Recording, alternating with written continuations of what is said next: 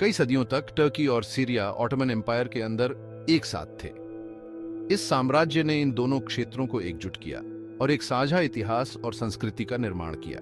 Ottoman empire, जिसका केंद्र आज के टर्की में था, 16वीं शताब्दी में सीरिया तक फैल गया। इस विस्तार ने साम्राज्य को और भी शक्तिशाली बना दिया और इसके प्रभाव को दूर दूर तक फैलाया। इतने लंबे समय तक साथ रहने का दोनों जगहों पर गहरा असर हुआ। टर्किश और सीरियन वास्तुकला में ऑटोमन शैली की झलक आज भी देखी जा सकती है। कल्चर का आदान प्रदान बढ़ा और अरबिक भाषा, जो सीरिया में बोली जाती थी, ऑटोमन सोसाइटी में महत्वपूर्ण स्थान रखती थी। इसने साहित्य, विज्ञान और कला के क्षेत्र में भी योगदान दिया। 19वीं सदी के अंत और 20वीं सदी की शुरुआत में ऑटोमन एम्पायर का पतन उसके सभी प्रांतों, जिनमें सीरिया भी शामिल था, के लिए बहुत बड़ा झटका था। इस पतन ने राजनीतिक और सामाजिक अस्थिरता को जन्म दिया। ऑटोमन एम्पायर के अंदर अरब लोगों में राष्ट्रवाद की भावना बढ़ने लगी। वे अपनी पहचान और स्वतंत्रता के लिए संघर्ष करने लगे। वे ऑटोमन रूल से आजादी चाहते थे। इस संघर्ष ने पूरे क्षेत्र में एक नई राजनीतिक चेतना को जन्म दिया।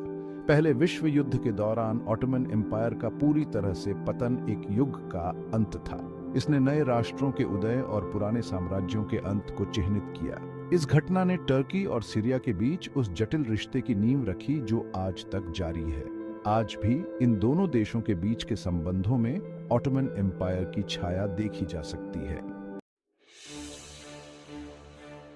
पहले विश्व युद्ध ने ऑटोमन एम्पायर का अंत कर दिया।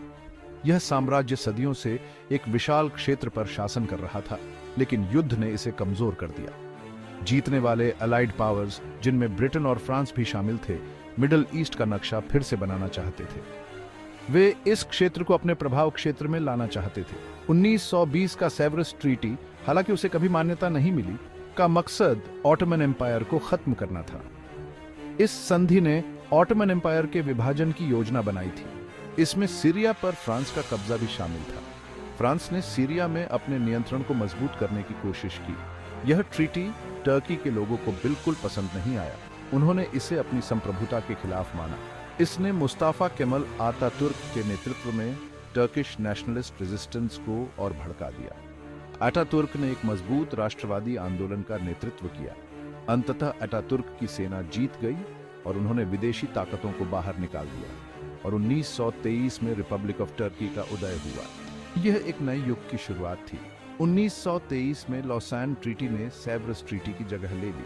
इस नई संधि ने टर्की की सीमाओं को मान्यता दी। हालांकि ऑटोमन एम्पायर और उसके विभाजन का साया टर्किश सीरियन संबंधों पर बना रहा। यह विभाजन आज भी दोनों देशों के बीच तनाव का कारण है। पहले विश्व युद्ध के बाद, जब दुनिया भर में राजनीतिक और भौगोलिक बदलाव हो रहे थे, लीग ऑफ नेशंस के मैंडेट के तहत कई क्षेत्रों का पुनर्वितरण किया गया और इसी प्रक्रिया में फ्रांस ने सीरिया पर कब्जा कर लिया। यह एक महत्वपूर्ण घटना थी। 1920 से 1946 तक का फ्रेंच मैंडेट काल, जो लगभग 26 वर्षों तक चला, राजनीतिक अस्थिरता और सीरिया की आजादी की चाहत से भरा रहा। इस दौरान सीरियन जनता ने कई बार स्वतंत्रता के लिए आवाज उठाई और इसी समय टर्की और फ्रांस के बीच एक बहुत ही विवादित मुद्दा सैन जैक ऑफ अलेक्जेंड्रेटा, जिसे हताई भी कहते हैं, का भविष्य था।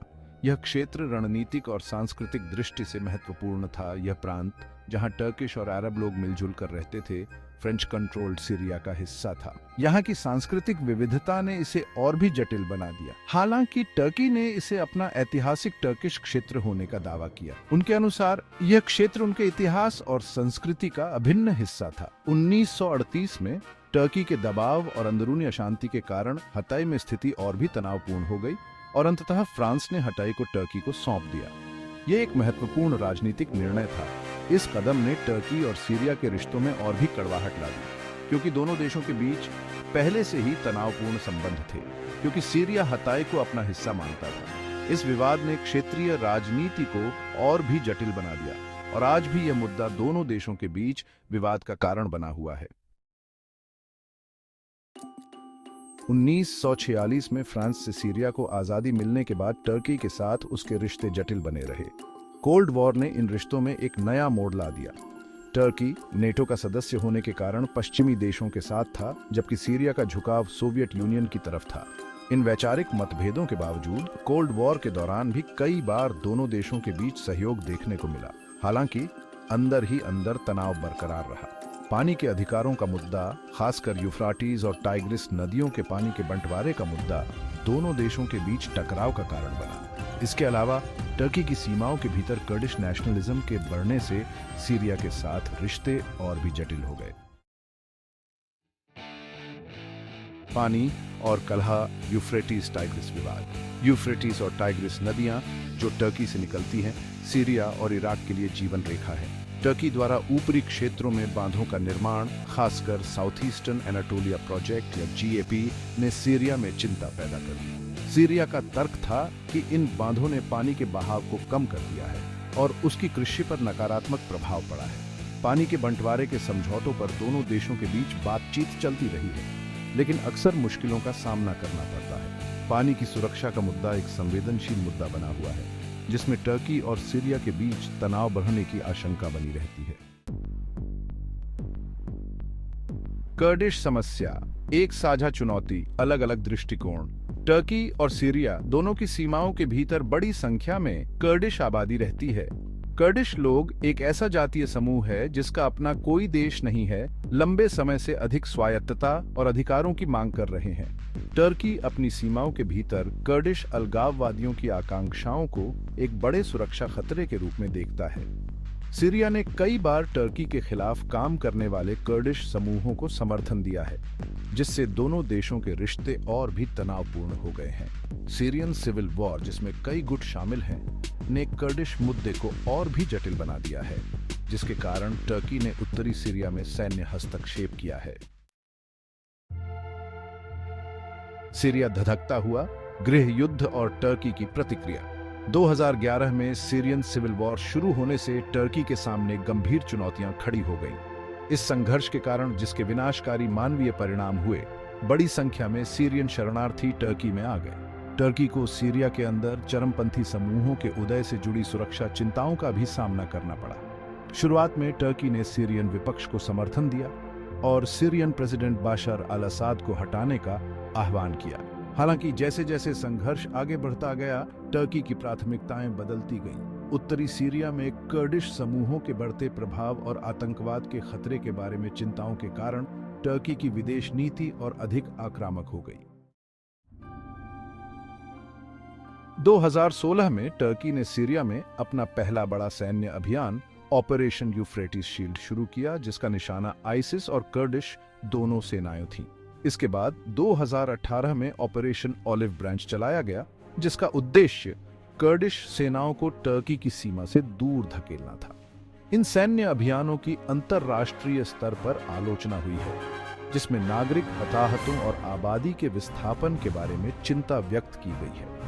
टर्की का तर्क है कि उसकी कार्रवाई उसकी राष्ट्रीय सुरक्षा की रक्षा करने और उसकी सीमा पर एक कर्डिश गलियारे की स्थापना को रोकने के लिए जरूरी है।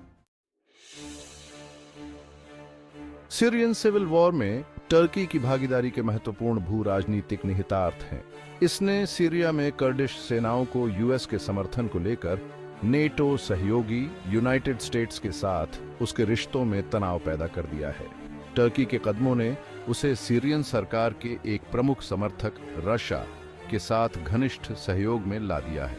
सीरियन संघर्ष ने टर्की की तेजी से स्वतंत्र होती विदेश नीति और इस क्षेत्र में अपने हितों को आगे बढ़ाने की उसकी इच्छा को उजागर किया है। इसने नेटो के भविष्य और मिडल ईस्ट में शक्ति संतुलन के बारे में भी सवाल खड़े कर दिए हैं। उत्तरी सीरिया में टर्की की सैन्य उपस्थिति विवादास्पद बनी हुई है। अंतर्राष्ट्रीय संगठनों और मानवाधिकार समूहों ने टर्किश नियंत्रित क्षेत्रों में मानवाधिकारों के उल्लंघन और नागरिकों के साथ व्यवहार के बारे में चिंता व्यक्त की है। टर्की पर जातीय सफाया और कर्डिश आबादी के जबरन विस्थापन के आरोप लगते रहे हैं। टर्की का कहना है कि उसकी कार्रवाई सुरक्षा कारणों से उचित है और वह नागरिकों की सुरक्षा के लिए प्रतिबद्ध है। हालांकि सीरिया में टर्की की उपस्थिति और उसके दीर्घकालिक उद्देश्यों की वैधता पर अंतर्राष्ट्रीय समुदाय बंटा हुआ है। टर्किश सीरियन संबंधों का भविष्य अनिश्चित बना हुआ है। सीरियन सिविल वॉर हालांकि काफी हद तक शांत हो गया है, लेकिन अभी खत्म नहीं हुआ है। और इसके परिणाम क्षेत्रीय परिदृश्य को आकार देते रहेंगे।